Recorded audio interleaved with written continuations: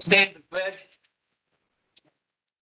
I pledge allegiance to the flag of the United States of America and to the republic for which it stands, one nation, under God, indivisible, with liberty and justice for all.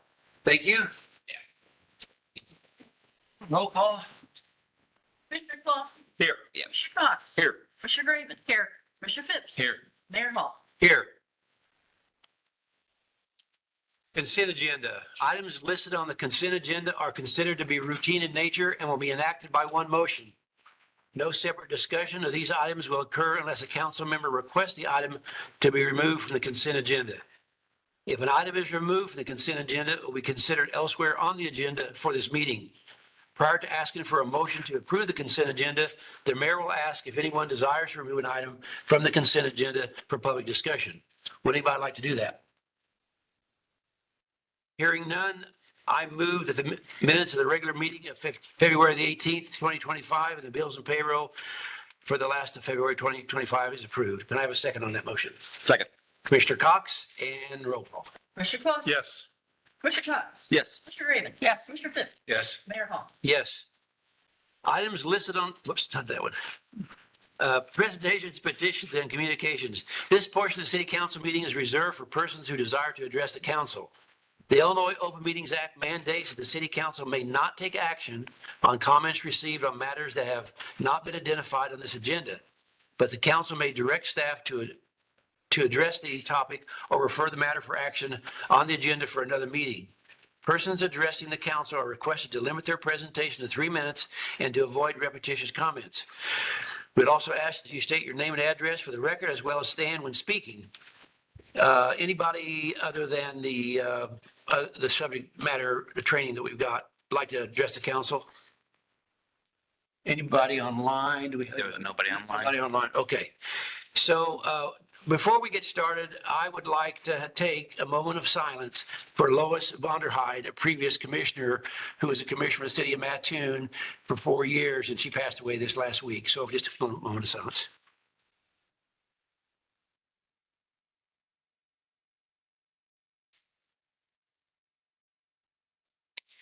Okay, thank you.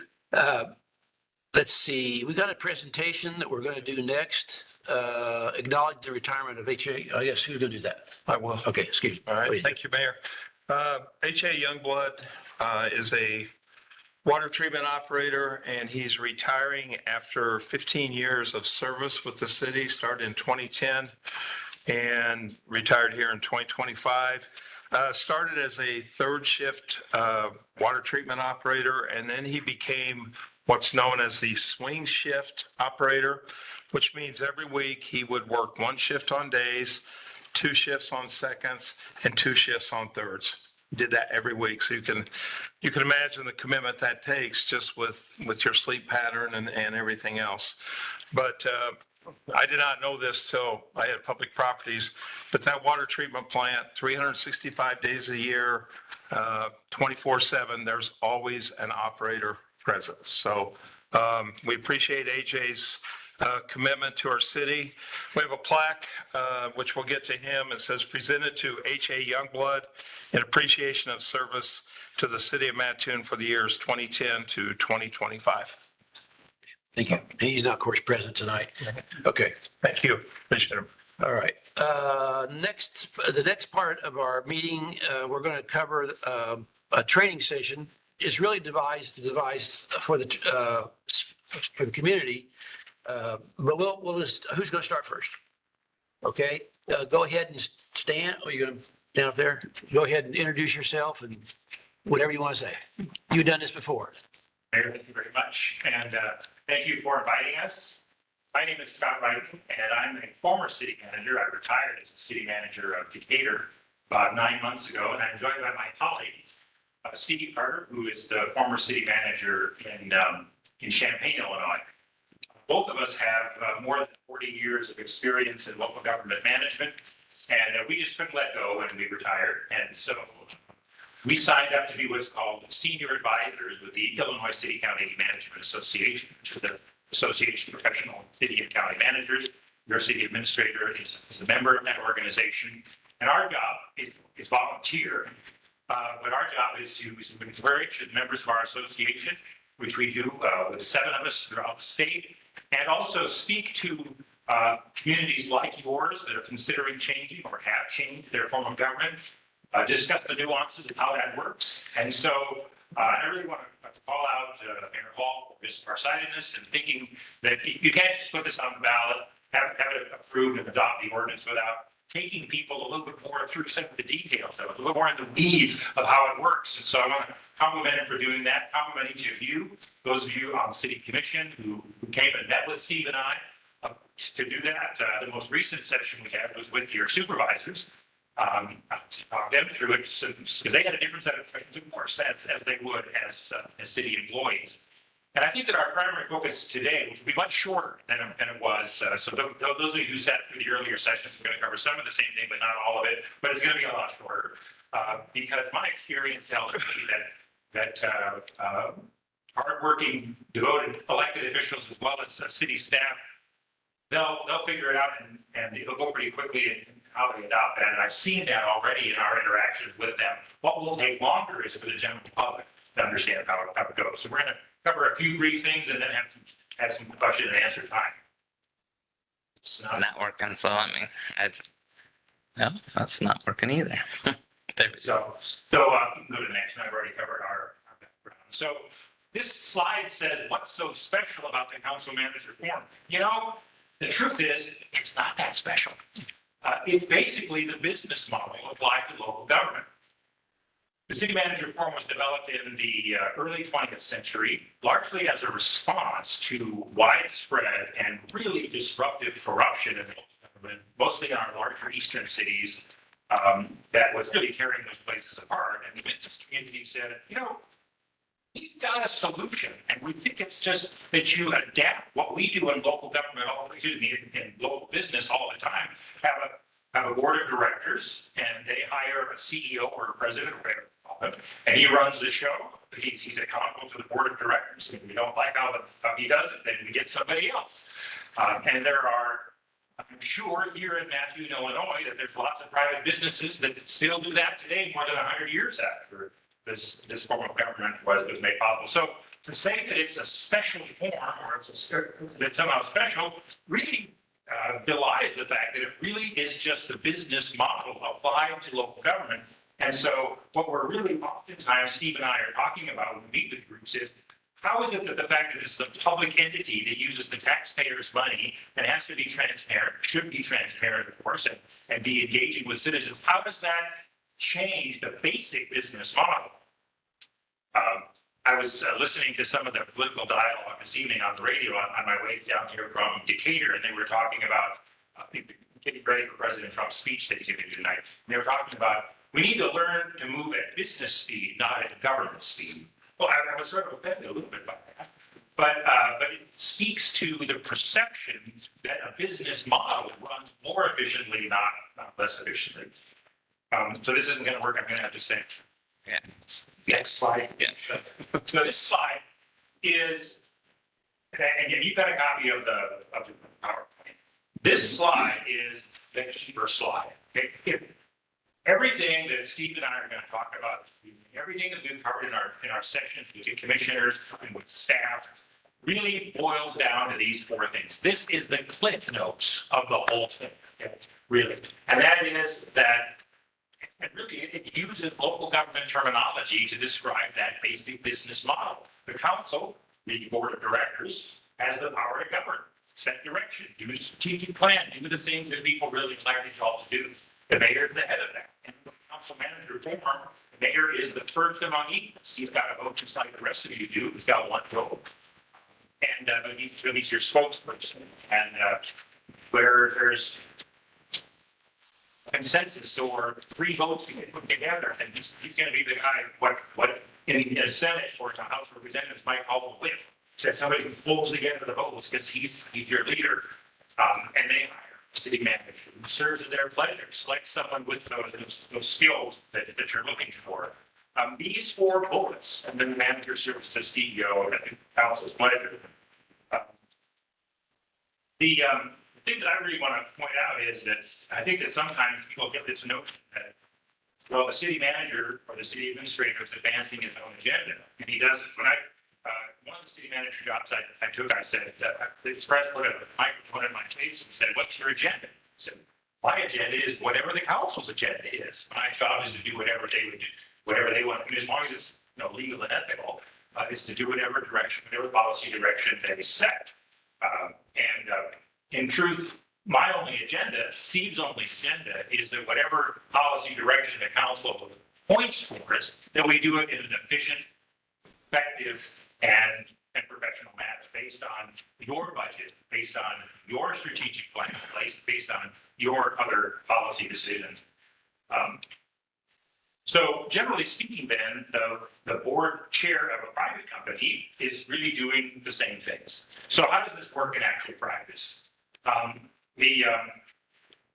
you jumped ahead. Yep.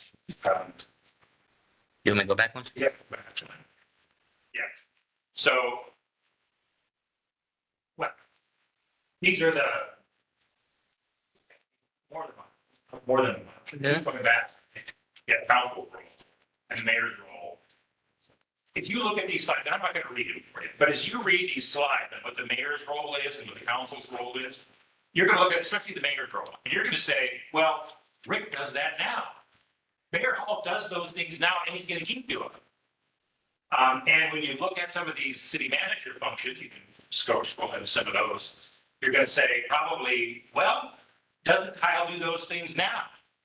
And in many cases, the answer is yes. There's some differences. I mean, you don't have commissioners assigned to a department anymore. The manager does have the authority to hire and fire people that otherwise would have been brought to a formal vote at the city council. But when you read through these other things, you'll say, well, gee, isn't Kyle doing most of that stuff now? And the answer is yes. So how is this really fundamentally different? And the answer to the question is that it really just codifies it and gives it more clarity, and also provides for more continuity over time. There's a city in Northern Illinois that's considering going to the council manager form. They have the referendum on the ballot April 1st. You already approved it last November. They have it on the ballot on April 1st. And one of the things that they keep saying is, well, the commission form enables things to get happening a lot faster. Citizens can call a commissioner and they can make action happen really fast. Well, I think that commission form can sometimes result in actions taken with the best of intentions that aren't consistent with maybe decisions that have been made as a council as a whole or in other departments. The manager and his staff have the ability to act even faster so long as a budget that you approved gives them the authority to do it. Policies and procedures that you approve, that he enacts, enable him to do it. And the strategic plan that you adopt give him the general direction to do it. And as a city manager in several different locations, I've sought to have those documents in place because my ability to execute what the council wants happens so much faster, much more consistently, much more uniformly, if those are all in place because I have the authority to do what it is the council wanted to do. And sometimes when actions are taken ad hoc or on a special, I'll make an exception for you kind of basis, it's because an organization is operating without those key things in place. So, why don't you jump ahead again to this slide that I really wanted to talk about. So these three circles exist in the private sector as well as here in the public sector.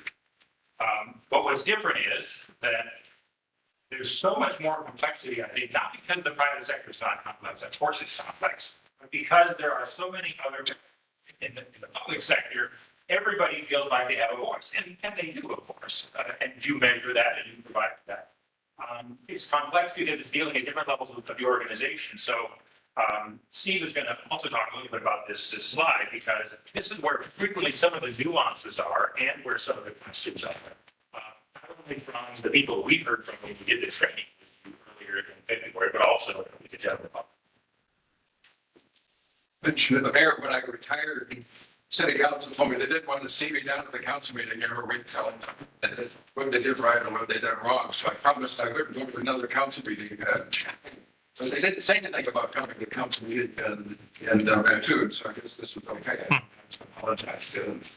So I like this diagram, the three-circle diagram, because, it's kind of a picture of what the words were trying to say before. And so, say picture is worth 1,000 words. So I think maybe, to me, it's a little clearer that way. And then the council circles at the top, and their primary purpose is, what do we need to do? What's the city's direction?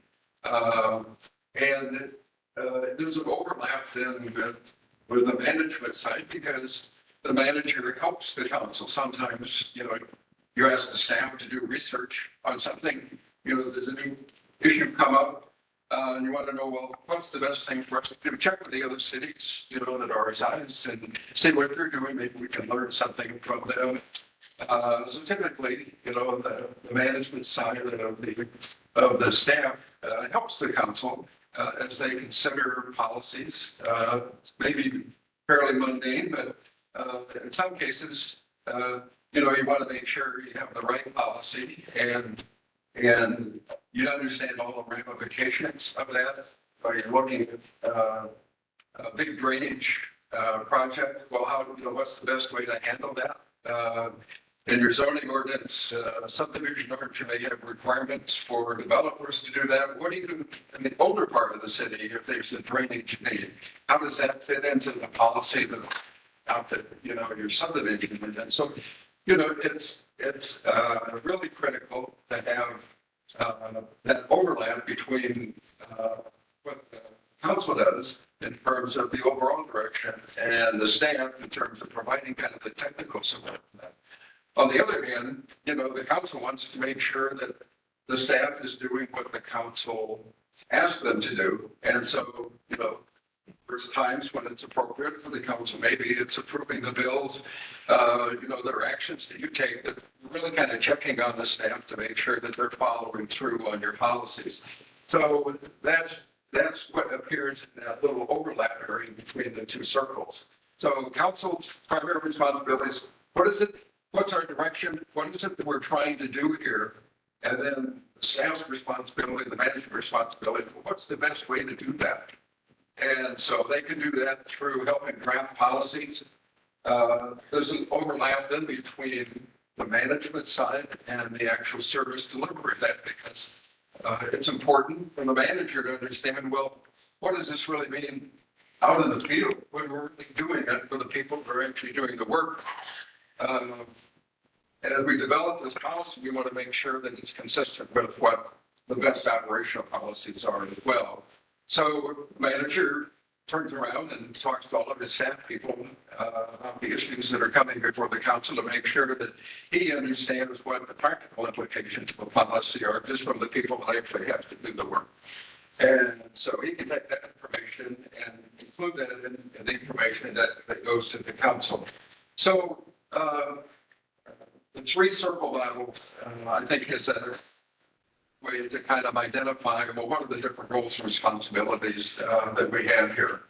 And, I'm sure, there are times when,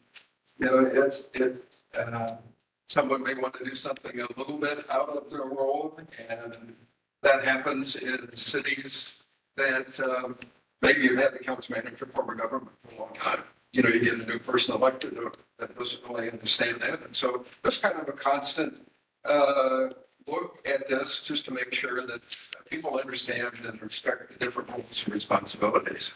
So let's go on to the next one. There are a couple of slides here that are generated by the International City and County Management Association. People have tried to determine, well, is one form of government better than another? And so there have been some independent looks at this, trying to identify that.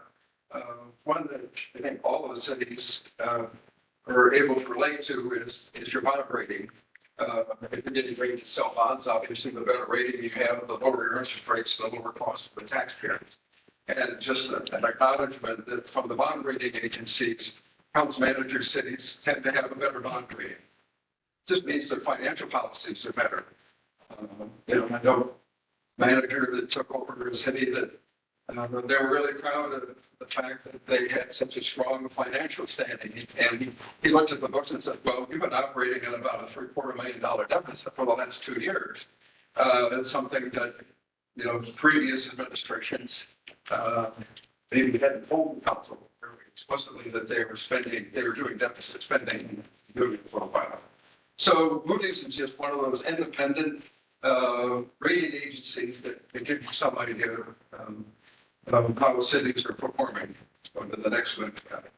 And IBM really does quite a bit of work. They have a group of people. They look at government and how it operates, and they do a lot of studies related to both local government, state government, and federal government as well. And they've identified what they think is a benefit to having the corporate model, if you will, council manager reform. This next slide is one that I found to be a great help to me in my career. I tell people, the basic principles of management really aren't that complicated. It's fairly simple. It's the application sometimes that gets pretty complicated and difficult. But regardless of the size of the organization, public sector, private sector, I think the idea that our team can be great is one that really helps people focus on, how they can do better. And it's a matter of having clear goals. What is it we're trying to achieve? We want to make sure everybody's rowing the same direction, and that it's clear what you want the city to be doing. You can't have 10 different ways, of directing the city. There has to be kind of a single focus that everybody in the organization understands. And it's amazing sometimes that maybe parts of the organization, a department you wouldn't normally think of as being helpful on this particular project may actually be helpful. But if they don't know, if they're not part of the idea that we're all rowing the same direction, trying to achieve these goals, well, you may never know that other people, this goes with a lot of not-for-profits in the organization, in this community as well. If they know what the city's trying to do, why they can join you and help you be successful. So having clear goals is really critical. Sir. Having clear roles, responsibilities. Not everybody has the same job. You look at any team, whether it's a sports team or a musical team or an organizational team, not everybody does the same thing. When I was growing up, I was a catcher on a baseball team. I couldn't pitch. I couldn't play the outfield. I was kind of a chunky kid, so behind the plate was the perfect place for me. I could stop the ball. No matter what your organization is, having clear roles and responsibilities, it's really critical to make that work. E is for competent execution. I live in Champaign, so I watched the university, and is execution part of their values? I'm not sure. I'm more concerned with talking, making sure that the process is great. And if this process goes on another year, that's great. We'll get more people involved, and we'll have a better discussion. And will it ever result in some action? Sometimes it does, but sometimes it doesn't. And those of us who work with the university, we get very frustrated sometimes that, we need to make a decision and move on with this, process is important, but it can't go on forever. So being able to execute means having really good people, having a good city manager, good department heads, good employees. The city council, the city manager, they don't really do the work. There are people in the field that do the work. And so having competent people all the way down the line into the people that are really actually doing the work is really important. A positive attitude.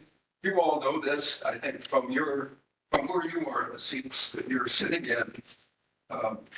If you have a positive attitude, it generates energy in the organization. If you have a lot of negativity, you create a lot of frustration. People worry about a lot of things other than doing their job. maybe, like the federal government these days, worried about, am I going to have a job tomorrow?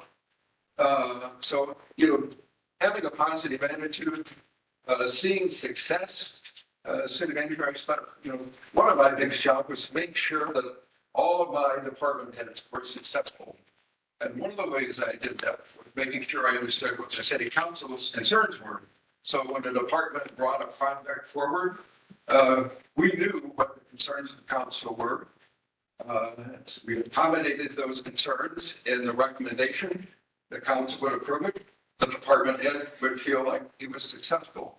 So, being successful, being able to celebrate successes, complimenting and recognizing people for their years of service, for their retirement. It's important for the individual who retired, but it's an important message that you send to the organization. They want to value employees, that this is a good place to work because you value what they do. So a lot of times you may not understand the full ramifications of the things you do, but people are watching, employers are watching. And as they see the council do positive things and they recognize employees, that builds that attitude inside the organization and helps them want to come to work the next day and do a good job. And the last one, and maybe the most important one, is just trust. Can I trust you to do the things that you say you're going to do? Do you treat me with respect? Do you act with integrity? Would we have this meeting and we walk out of it? Are you going to do what you said you were going to do, what we agreed you were going to do, or not? And if you don't have that trust, then you're always wondering, well, are they really going to do this or not? Do I need to check on them? You lose a lot of energy in the organization when you don't have that kind of trust.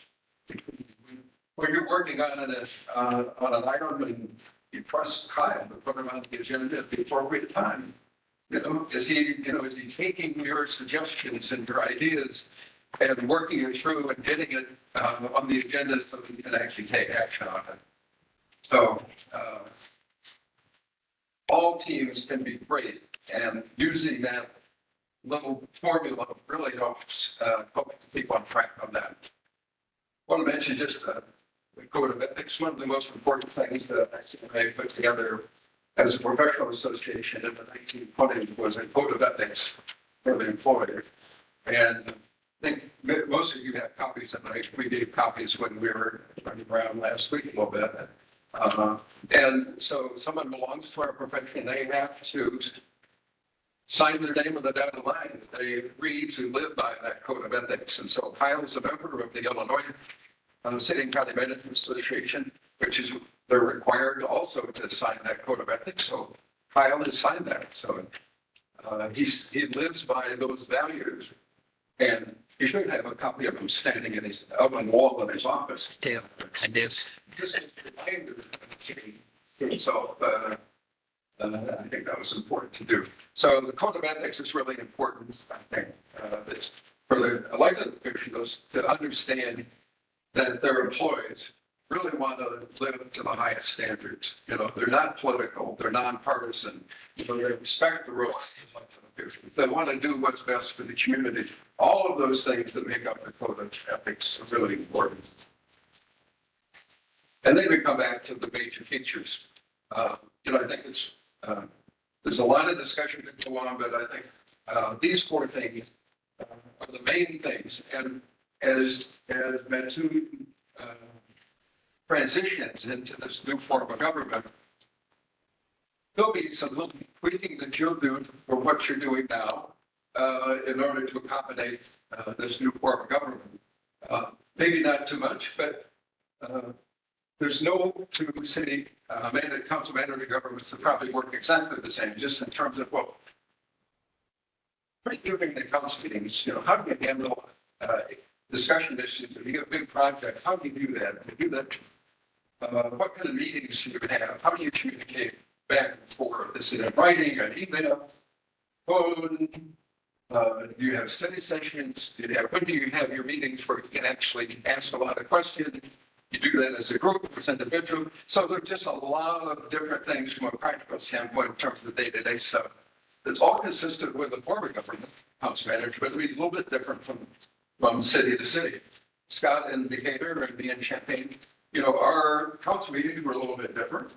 That's okay. It worked, it's what people can make it work for you. So you have that option to figure out what works best for you. Maybe it's what you're doing now. Maybe you want to tweak that a little bit, but the council has that ability to do that.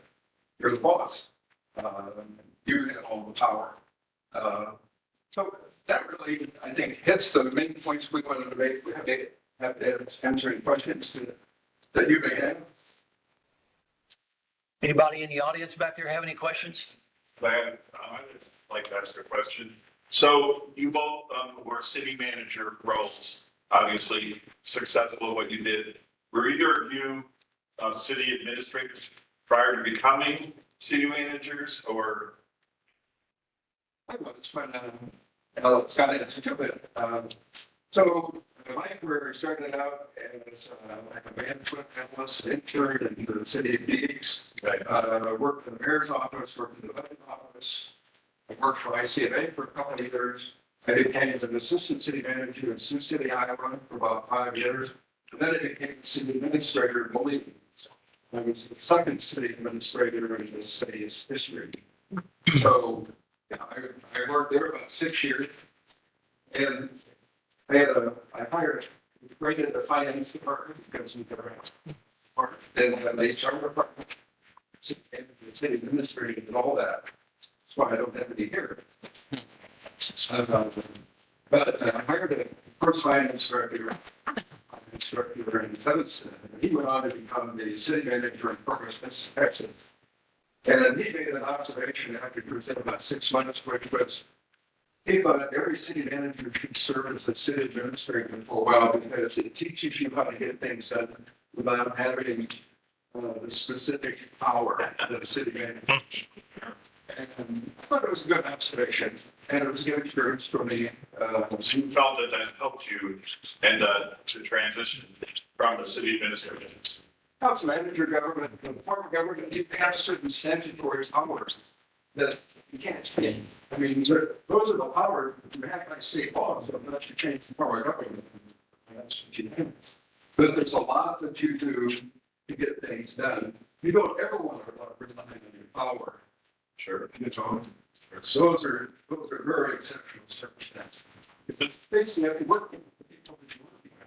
So did you go directly from a city administrator to a city manager? I get it. Got it. And then you also, My experience is similar. I started as an administrative assistant in the city of Wichita before the man, or had not much direct power, but you through your relationships and demonstrating that you can advance what the manager wants, or the council wants, you can, like any organization. That's true of private organizations too. And what Steve said is true. Any manager, what private or public sector doesn't want to have to use their power.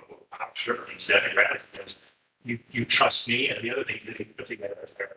After that, I was an administrator, meaning it was a town that had a strong mayor, but had delegated, not unlike what Mantuna's done, delegated the authority by ordinance rather than by referendum, sure, and state statute. And then worked in several cities as a city manager. So even though, because that diverse experience, I think this is what Steve was trying to say too, is it really undermines what he's saying that yes, and I work in Missouri and Kansas and Georgia, where what state law says it's a little bit different, sure. But at the end of the day, there's a template established by the state for what city managers do, and it's remarkably similar because almost all of them operate in the financial stability model. But in truth, there's all sorts of different things that happen in an organization that aren't in the statute, like how council meetings run and how you adopt your own policies and things that are silent, and that's okay.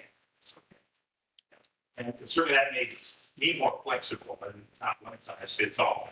Because if you have state administrator, or anyone that's working in those systems, which we do go further. Well, 99.9% say we. Because the roles and responsibilities are clear. In a city administrator system or commission administrator system, it's not always clear because it's what the ordinance says, and in some cities, the ordinance says one thing, and in other cities, something different. And anytime the city council wants to change it, they can change it. And so, It provides more continuity for sure.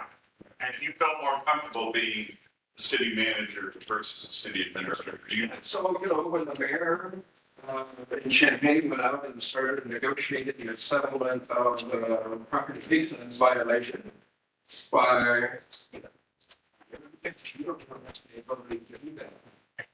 That's a staff who comes to it. And so, if this is a concern, why come to the city manager? Let's talk about it. And we'll figure out how to move forward. But that's not the mayor's job. That's the city manager's job. So they approve the final product. Sure. It's staff. It's a training opportunity. Sure. It's an educational opportunity. Guys, get your copies of the PowerPoint, by the way. Any other questions? Okay. The first city managers, from the time that it was founded in 1908, so well after the Second World War, were mostly engineers.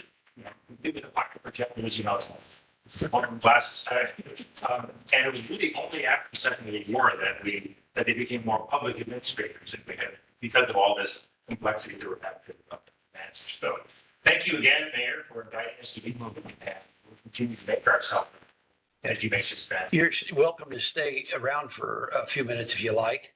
And, but, I know you got a trip back and weather and everything. So whatever you want to do. City council. Okay. Thank you. Thank you very much. Thank you, Steve. Appreciate it. I'm going to take this opportunity to kind of give everybody an update about how do we get to this place and where we're at today and how much we've done and kind of where we're going.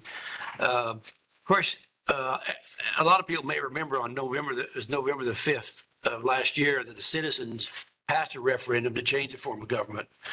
A lot of work to get to that point. That was a key thing that we needed to do. Tonight ends a key part of that. Tonight ends the training session of the transition to the manager form of government. These gentlemen helped us through this process. And we had council members involved, and we had city staff involved, and we had separate sessions for the groups so they didn't mix.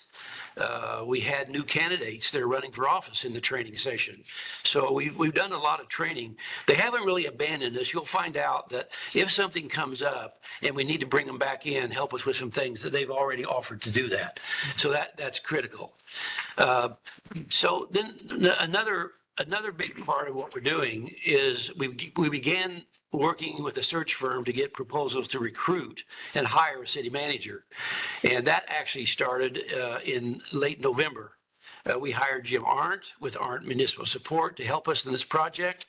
After reviewing several schedules, we think we have a product now that we can live with. And by the way, that gets to the point where on April 30th, we would offer a conditional offer of employment on August the 30th.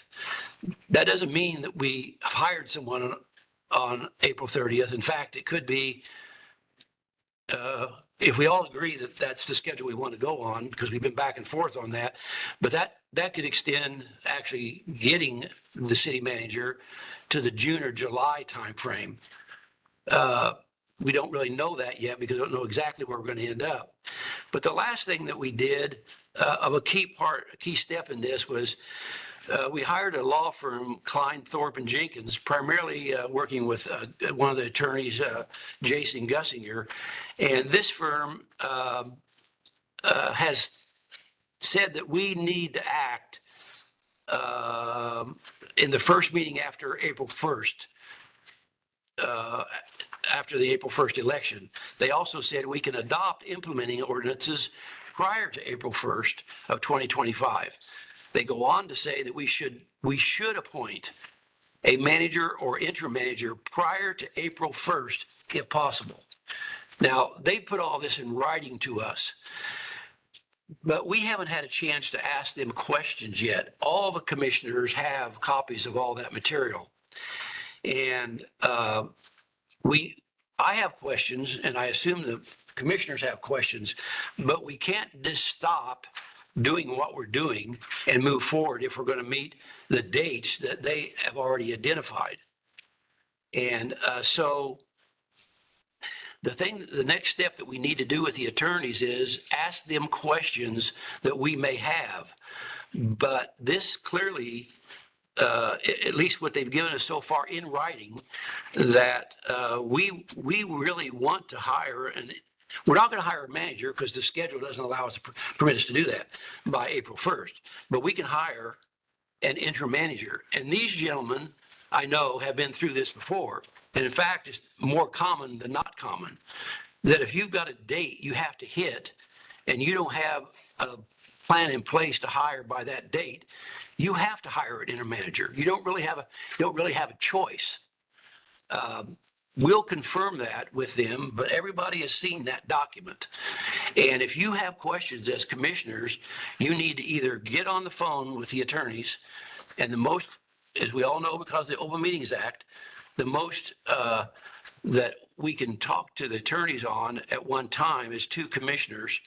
We can have an open session to discuss that if we want to, but we need to still move ahead. The state and county, on somewhat of another issue, but that it does tie to this. The state law and the county law allows us to swear in our new candidates that will get elected on April 1st, that we can actually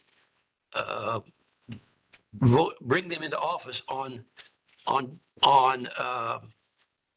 I guess it's April 15th. April 15th. And in fact, the only thing that stops us from doing that, we have on our ordinances, it says that we need to bring in the new candidate, or actually induct them in their offices by the first meeting in May. Well, that's something that a group 15, 20 years ago decided on. That doesn't mean it needs to apply to us. And in fact, we will get certification of the election prior to our April 15 meeting. We can bring those new members in on April 15th if we want. We don't have to wait till May, a meeting in May. That extends the period from 5 weeks to reduces it to 2 weeks after people are elected. We can do that. The one thing that we have to do, though, is to change our ordinance. I know that the county clerk has said that she will have to us certifications of our elected officials prior to our meeting on April 15th. And to delay that seems inappropriate to me. We talk about government sometimes working slower than we need, and this is something that we gain nothing from postponing 3 extra weeks to bring on the new council. It actually helps us in this conversion to a new form of government. So I expect to move along with a timeline that we're going to hit those goals. We can actually we could have voted tonight to an interim form of government, interim city manager right now. I'm not asking for that, but I am going to ask for it by the April 1st meeting. And by that time, we're going to be able to go through the entire process with the attorneys to understand what our ordinance are going to be like. And in fact, we've already got a copy of that. And what it takes. We cannot stop the process. We cannot stop from meeting a certain date to go to this new form of government.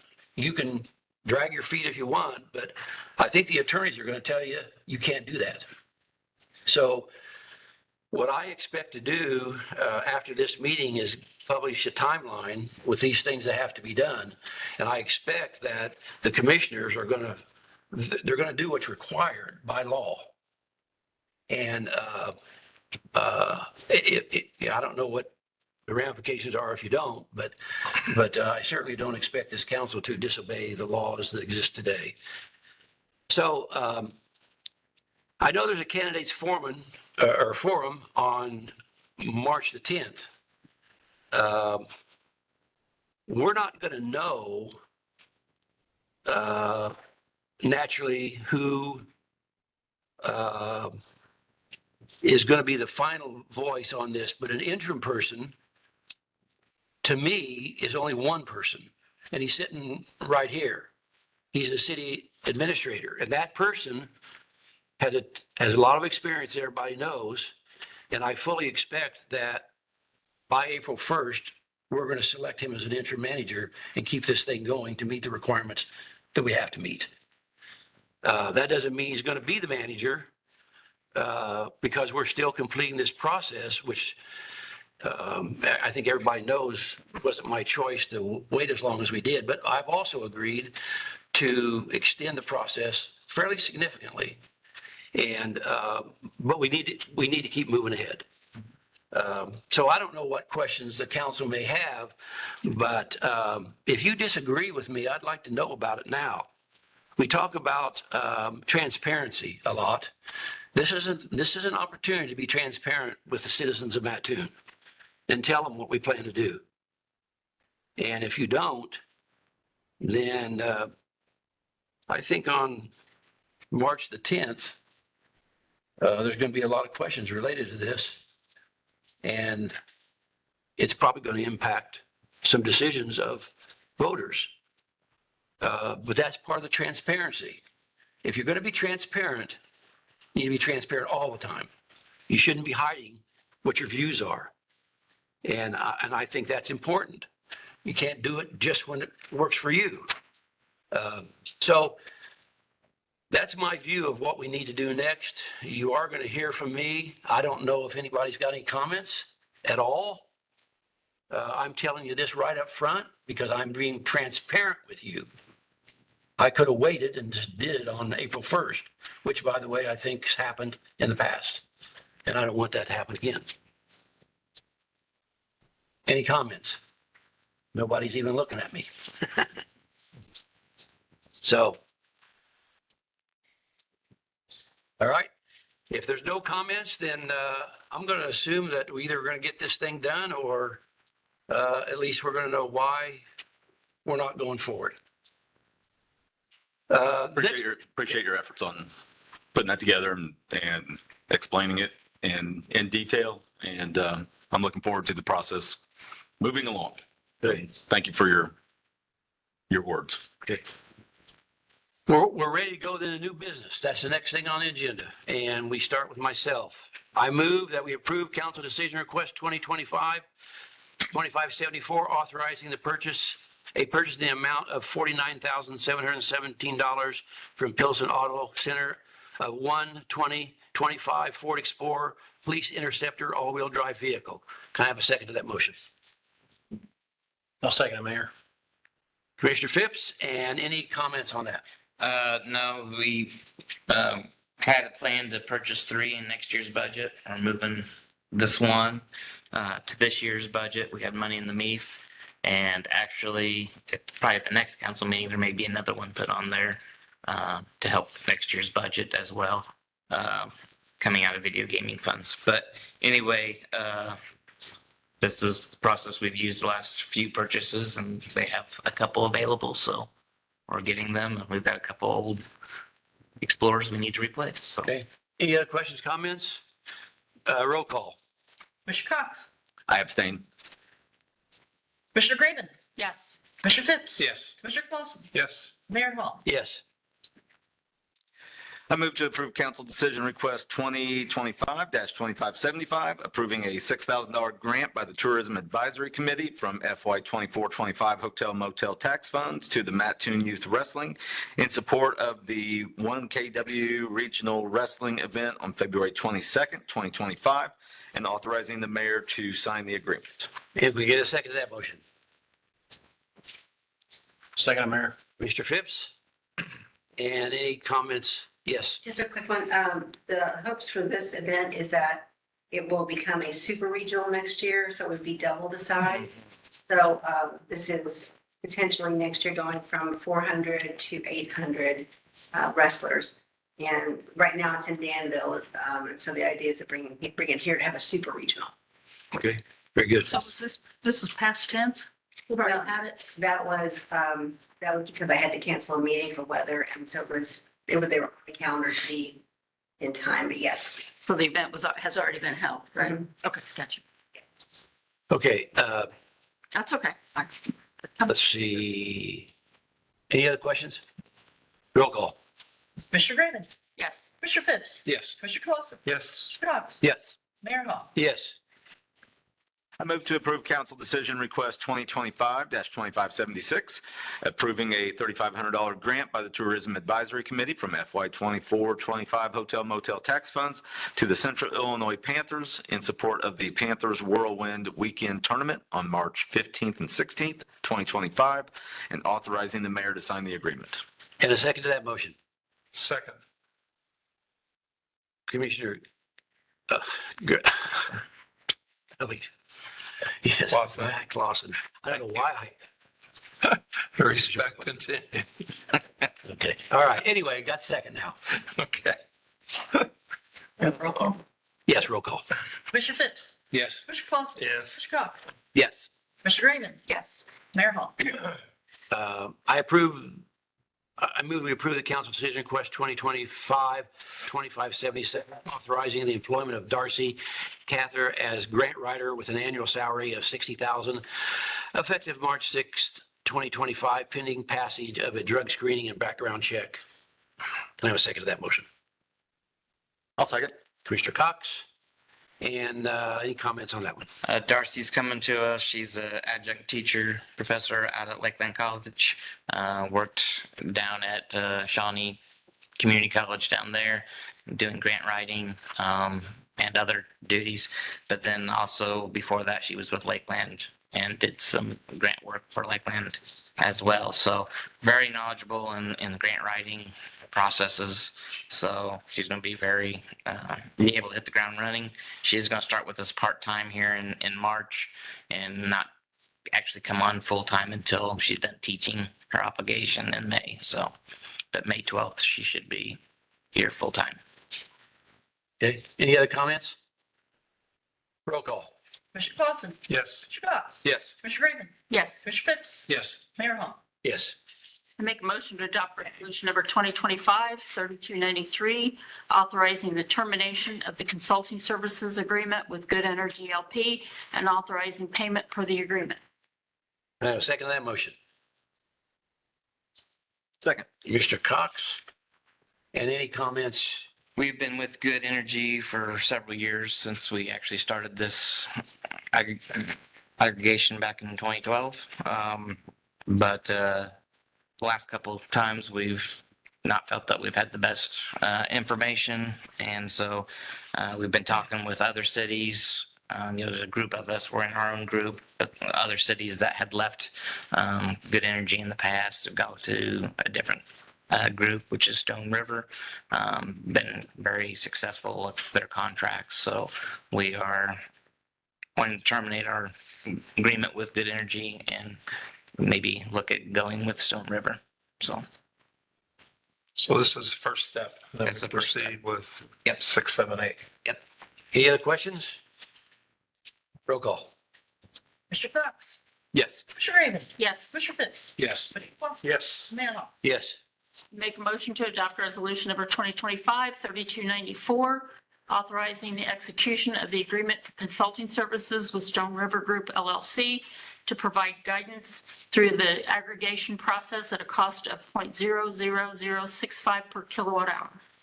And a second to that motion. Second. Commissioner Clausen. And comments. this just will put us with a bigger group. We'll be kind of off schedule with 6 months or so